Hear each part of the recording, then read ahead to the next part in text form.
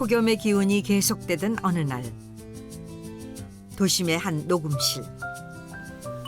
오롯이 대본에만 몰두하는 성우 배한성을 만났습니다. 간혹 이 경험 많지 않은 후배들 중엔 그냥 읽지도 않고 들어가서 그냥 바로 한다는 거예요. 내가 후배들한테 뭐라고 잔소리 안 하는데 말도 안 되는 짓거리다. 무슨 내용인지 모르고 그냥 발음만 내면 되냐?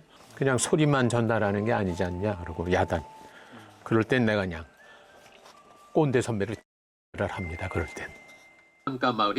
그가 여전히 명품 성우로 불리는 이유. 늘 고민하고 연구한다는 것. 문화 행사도 대중 여러분에게 이렇게 인상적이었던 그러면 맥가이버가 아주 유명하죠. 거기에 그 리차드 딘 앤더슨이 그 대사 안 좋았어요. 그러니까 예를 들어서 미스터 손튼 today is heavy rain day, tomorrow is fine day 뭐 이런 식으로 아주 제가 흉을 보자면 대사를 아주 맛없게 했어요. 그래서 내가 손튼 국장님 오늘은 비가 많이 내리지만 내일은 활짝 갠답니다. 그런 식으로 이제 만들어서 한 거죠. 그 알 파치노가 나왔던 대부. 상대방을 떨게 하기 위해서 본인이 말을 떨죠. 그래서 살인을 할 수 있을지 그것은 아무도 모른다. 근데 내가 한 것들은 거의 8, 90%는 내 아이디어였던 거고 그런 디테일은 시간 투자를 많이 해요. 어느덧 80에 가까운 나이. 운동 삼아 지하철을 타던 것이 이제는 일상이 됐답니다. 꾸준한 자기 관리 덕에 여전히 성우 배한성의 스케줄은 꽉 차 있죠. 우리는 내가 이걸 하고 싶다 그래서 일을 하는 게 아니잖아요. 이거를 해주세요. 그래서 언제든지 나를 필요로 할 수밖에 없게 나를 만들자. 나중에는 쓸모없는 사람이 되는 거가 아직은 이 나이에는 아직은 싫은 거죠. 80을 바라보는 나이에도 그가 일을 놓을 수 없는 현실적인 이유가 있답니다. 그의 속사정은 무엇일까요? 두 딸은 물론 시집 갔고 뭐 오래전에 집사람은 지금 남미에 있고 아들하고 있다 보니까 뭔가 이렇게 가구들도 약간 좀 쓸쓸한 외로운 표정인 것 같이 그렇게 느껴져요. 그러면 이게 아드님과 두 분이서 여기서 지내시는 거예요? 그런 거죠. 아들과 함께 사는 그의 집에선 먼저 고풍스런 고가구가 눈에 띕니다. 특히 이 가구들은 미국 사람들이 좋아하는 우리하고 가구 만드는 공법이 수공이 이게 비슷해요. 우리도 이게 있거든요. 그리고 앉았을 때 느끼는 뭐 이런 그 편안함이랄까 이런 거. 이건 우선 가구 장사하는 거 같은데 내 그 취미 생활 중에 이 가구 수집 이런 가구뿐만 아니고 우리 고미술품도 있고 그렇죠. 곳곳마다 풍기는 우아한 멋. 그래서 천상 가구로들 아시죠? 근데 이게 외국 유명 브랜드의 스피커예요. 이게 스피커예요? 예. 실례죠. 이게 가격이 어떻게 되죠? 이게 지금 아마 한 3, 4천이면은 그거 나한테 팔지 않겠냐 그런 분들이 있지 않을까 싶어요. 베란다 한켠에 자리 잡은 석상들도 범상치 않아 보입니다. 너무 덥고 힘들지요? 제가 샤워해 드릴게요. 아이고 시원해요. 아이고 시원해요. 아유 나는 괜찮아요. 애기한테 더 시원하게 해주세요. 애기요? 알겠습니다. 세월이 깃든 고상한 물건들로 가득 채워진 집안. 하지만 알고 보면 손에 물말을 날 없는 3년차 기러기 아빠 신세라는 배한성. 마늘이 안 들어가면 좀 맛이 심심하고 그런데 우리 나이 세대만 해도 뭐 사내 녀석이 무슨 이 주방 같은 데 들어가면 뭐가 없어진다는 둥 뭐 그러고 그랬었잖아요. 근데 난 어머니가 몸이 약하셨어요. 그럼 네가 좀 해라 그래갖고 어떻게 보면 어렸을 때부터 내가 음식을 직접 했어야 되는 이제 그런 환경도 있었던 거죠. 남자 혼자 살면 이게 뚜껑이 어디 있는지 몰라서 뚜껑은 덮어야 되고 요거는 목사 사모님이 해갖고 주신 거 이거 익혀만 드세요 해갖고. 하지만 어쩔 수 없이 이렇게 가끔 아내 없이 살림하는 표가 나기도 합니다. 근데 이게 고장이 났네. 우리 할아버지께서는 늘 이렇게 말씀하셨지. 그때는 계속 해봐 되잖아. 예. 내가 뭘 못하면 아는 사람들이 그래. 아니 맥가이버가 그것도 못해 그러고 심지어는 맥가이버 처음 그 방송되고 한참 인기 있을 때는 아파트 그 옆집 사람들이 뭐 고장 났다고 수리해 줄 수 있냐고 그렇게 순진하신 그런 분들도 있고 그랬어요. 나와라 카제트. 된장찌개. 보세요. 외식이나 배달 음식보다 집밥을 선호하는 배한성. 덕분에 요리 솜씨는 늘어만 갑니다. 이 맛에 우리 그냥 콜로버 형사는 집에서 직접 해먹는 게 좋을 때가 많다. 식탁엔 숟가락과 젓가락이 2벌씩. 기다리는 사람이 있나 봅니다. 아유. Just on time. 배고프진 않냐? 아들입니다. 네.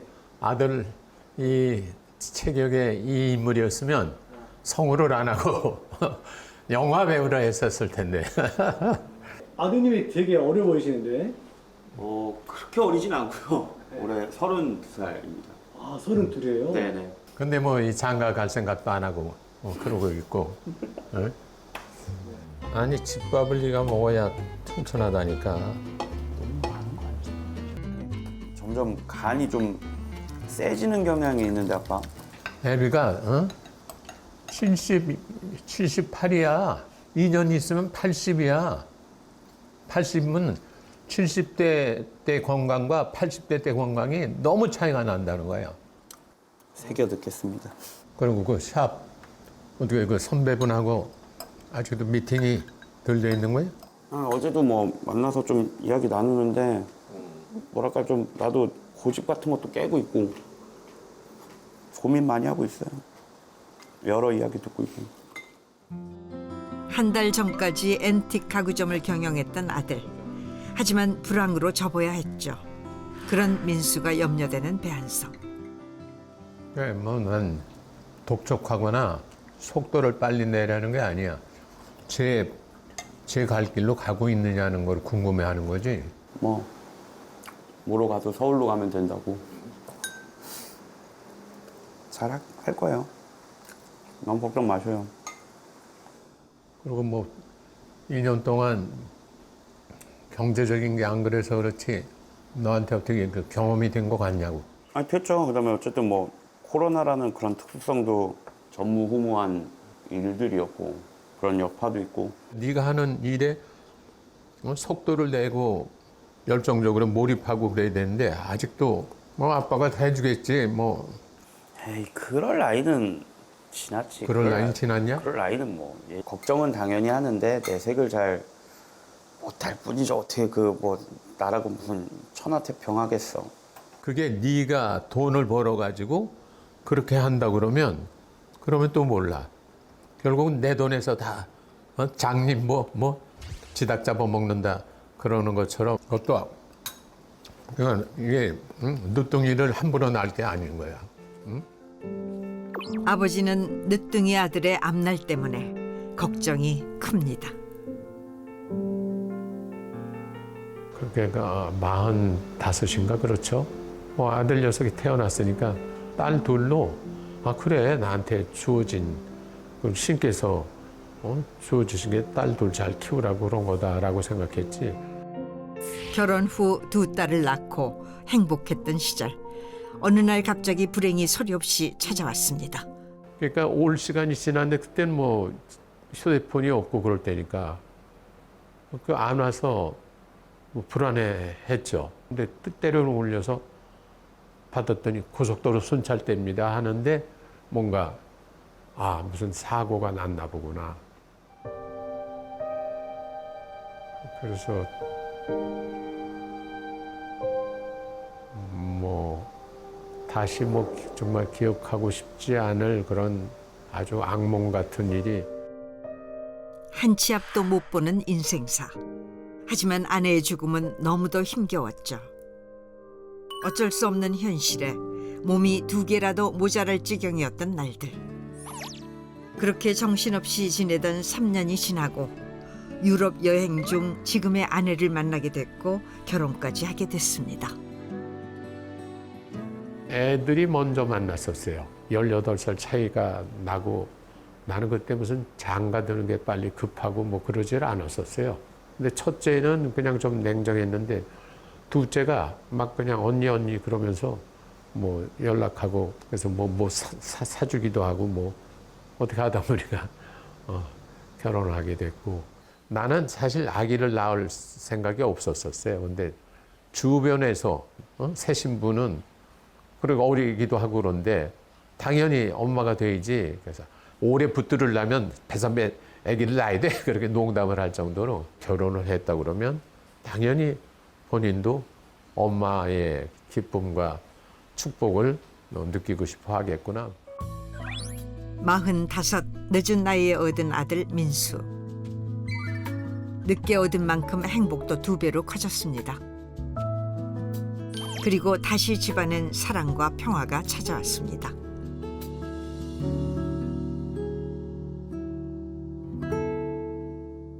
오늘은 뭔가 작정한 듯 어딘가 모르게 그의 모습이 비장합니다. 찾아간 곳은 아들 민수의 방. 민수, 청소 청소 어딜? 어디리 어디야? 저 집안 전체 특히 네 방. 방은 내가 알아서 할게요. 내가 도와줄게. 이런 아유. 왜? 네? 아유, 하긴 저 방에 들어가면 안 돼. 이게 무슨 노동이에요? 그냥 즐거운 청소 운동? 그런 거지. 이게 노동은 아니잖아. 아마 시커멀걸?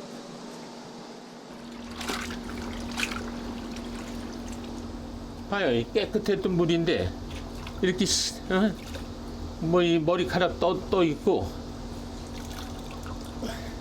벌써 물이 지저분하죠. 인수 어딨냐?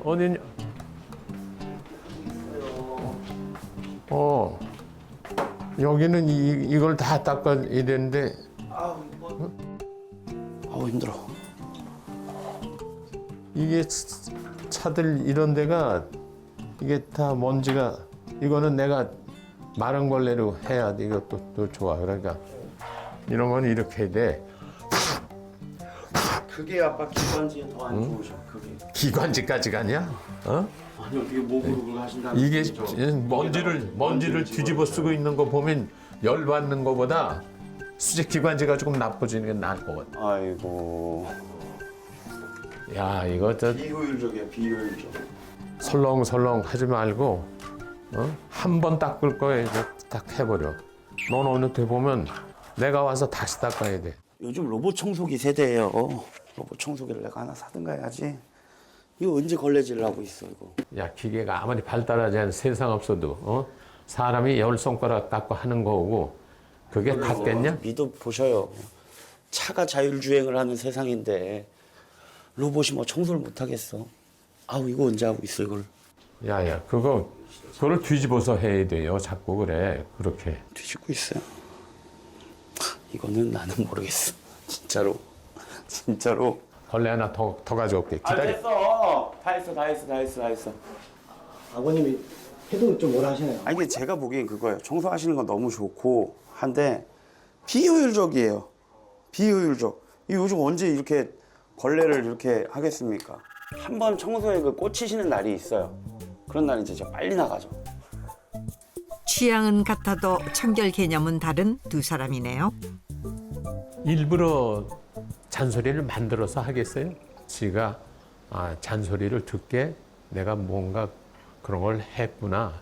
그렇다고 보기만 하면 잔소리를 한다 그러면 아버지 노릇을 그렇게 하라고 뵈본 적도 없고 난 아버지가 4살 때부터 안 계셨으니까 아버지가 나의 아버지가 생전에 계셨다고 그러면 좋은 롤 모델이 됐겠죠. 저희 그 아버님 뭐 천재들 아니면 못 들어간다는 이 경기중학 4살 때 아버지가 월북을 하셨으니까 6.25 나면서 이제 못 오셨죠.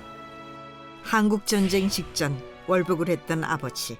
당시 4살이었던 배한성은 어머니, 동생과 함께 남겨져야 했습니다.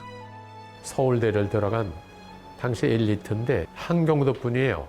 그러니까 공산당 활동을 한 거예요. 그래서 청년 도당 위원장인가를 했대요. 나중에 아버지를 따라서 간 분 중에 간첩이 돼갖고 내려왔대요. 그래서 저희 고모부가 그래갖고 그 한성이 애비는 뭘 하고 있나? 그랬더니 김일성 대학교 교수를 하고 있습니다. 초등학교 때 그런 얘기를 듣고는 아니 공산당 그 뿔나고 이상한 아버지는 뭐가 어떻게 잘못된 사람이어서 그런 데로 갔을까? 그런 정체성 혼란도 있고 그랬죠. 어쩔 수 없이 어린 나이에 집안의 가장이 돼야 했던 배한성. 어렵고 힘든 시절 짊어진 어깨의 짐은 너무나 무거웠습니다.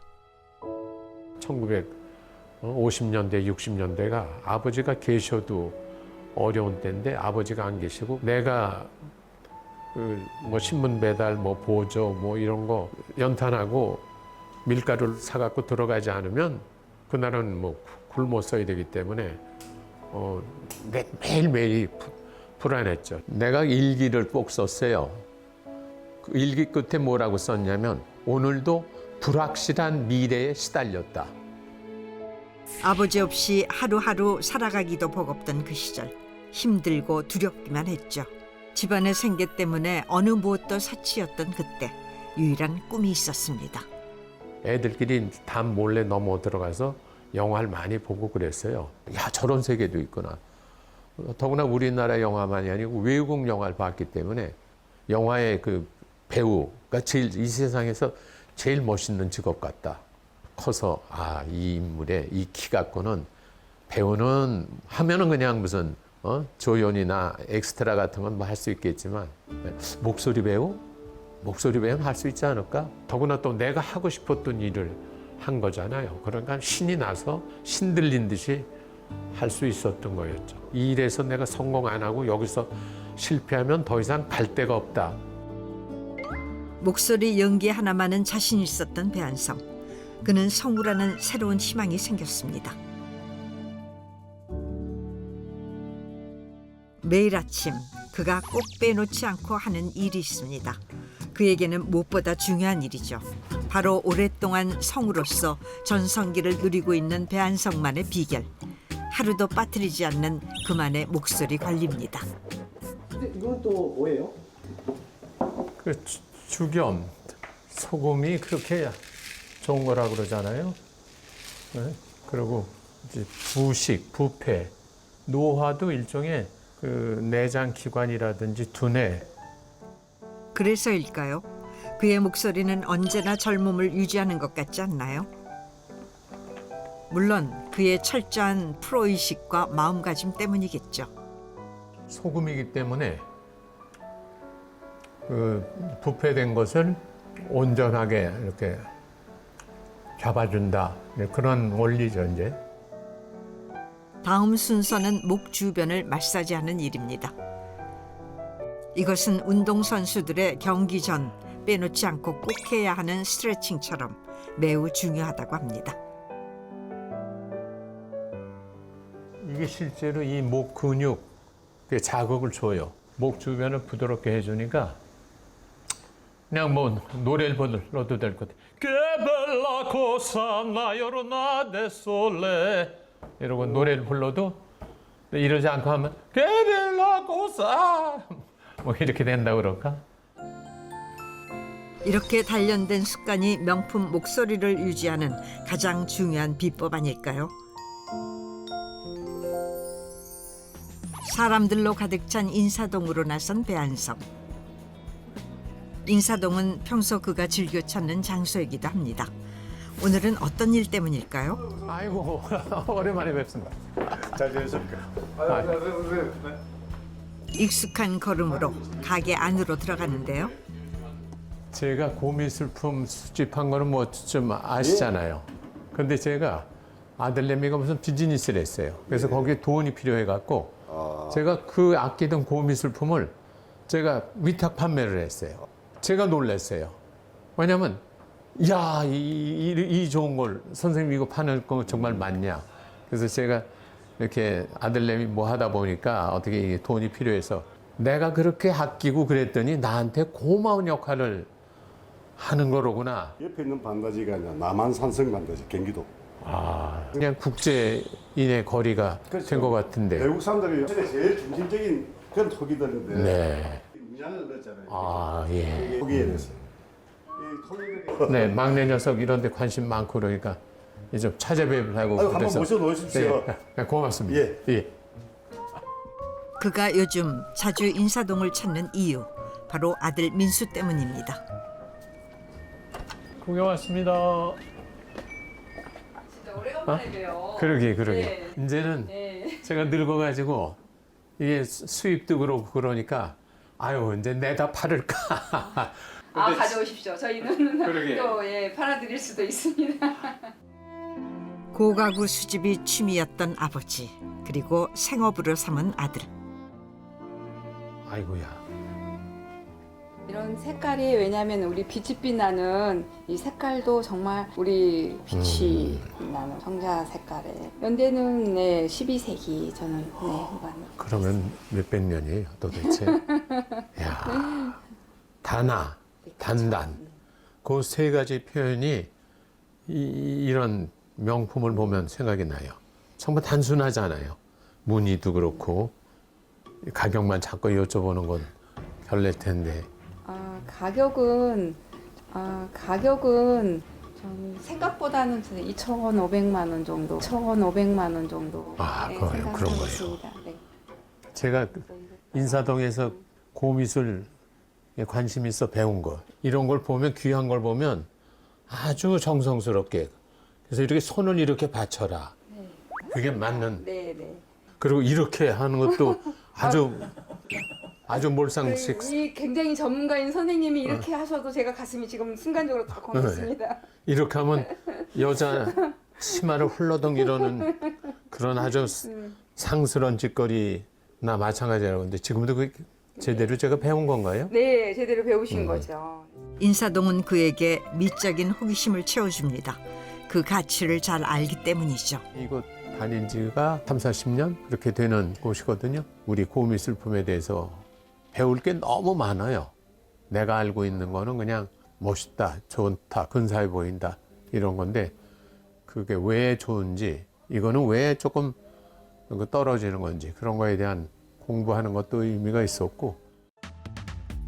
해가 질 무렵 걸음이 바빠지는데 반가운 얼굴들이 기다리고 있기 때문입니다. 아이고, 내가 하여튼 글래드 미치유 또 미치유 파라이벌들이 나의 안티들. 안녕하세요. 성우 문선입니다. 나도 따라갈 거야, 선배님. 저 디지몬의 아구몬이거든요. 오 마이 갓, 아싸라비아, 이런 된장, 쌈장, 고추장. 안녕하세요. 성우 서혜정입니다. 성은 박여, 이름은 기량. 내 본명입니다. 칼칼칼칼. 안녕하세요. 모처럼 마련된 후배들과의 만남. 내가 처음에 입사하자마자 너무너무 운이 좋게도 대타로 들어가게 된 거지. 그거 사실 쉽지 않은 거거든. 네, 입사하자마자. 회장님이 추천해 주셔서. 진짜 아무것도 모르는 상황에서 들어가자마자 앉아서 내가 다리를 이렇게 딱 꽉거든. 그랬더니 선배님이 노발대발하시는 어디 이 스튜디오는 성전이야. 똑바로! 그래가지고 이렇게 앉고 그다음에 내가 성전에서 어디 다리를 꼬고 다리 꼬면 목소리도 꼬이는 거야. 네. 맞아. 방송 끝나고 화장실 가서 막 눈물을 다 뺐지. 그리고 나왔더니 따라와! 그러시더라고요. 그래서 막 따라갔더니 짜장면을 사주시더라고요. 야. 먹어! 그러시더라고요. 아주 그냥 맥가이버 타이틀롤을 맡으셨을 때 그 담당 PD가 이제 기량이 있는지 없는지는 모르지만 저를 어떻게 조금 키워보려고 거기에 머독이라고 하는 맥가이버를 괴롭히는 그런 그 역할을 맥가이버 오래간만에 커피숍에서 보는구만. 날 기억하겠나? 모독을 기억 못한다 그러면 나의 기억력을 모독하는 거지. 아이큐가 145 이상이구만. 어덕은 사라지겠어. 선배님은 또 제가 모차르트 같이 했었잖아요. 제가 막 그 테이블 밑으로 도망가고 모차르트가 막 쫓아오고 그러면서 막 깔깔거리는 씬이 있어요. 쫓아오고. 그리고 나는 이러고 그래서 호흡밖에 없어. 대사가 없어.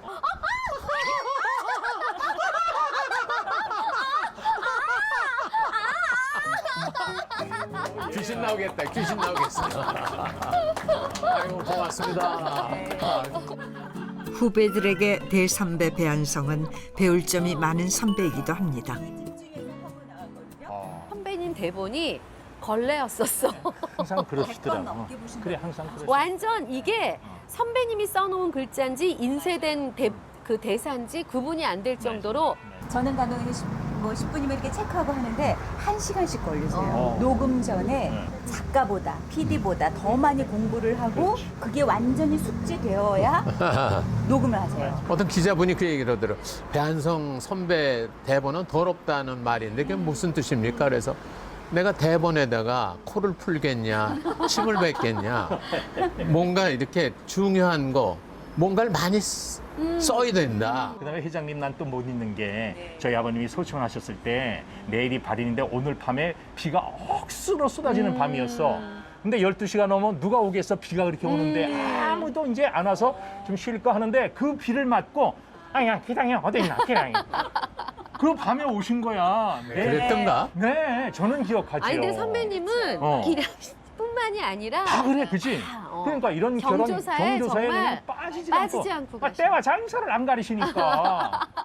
아니 이렇게 롱런 할 수 있는 비결을 선배님 스스로는 뭐 어떻다고 생각하세요? 키워드가 뭐냐면 long run, R-U-N이야. long run 시대, long run, 뒤에 run은 L-E-A-R-N. 오래 일할 수밖에 없는 수명이 연장돼서 그런 시대를 살려면 long run, 공부를 해라 이거예요. 뭐든지. 끊임없이 공부하는 것, 후배들에게 노하우를 가르칩니다.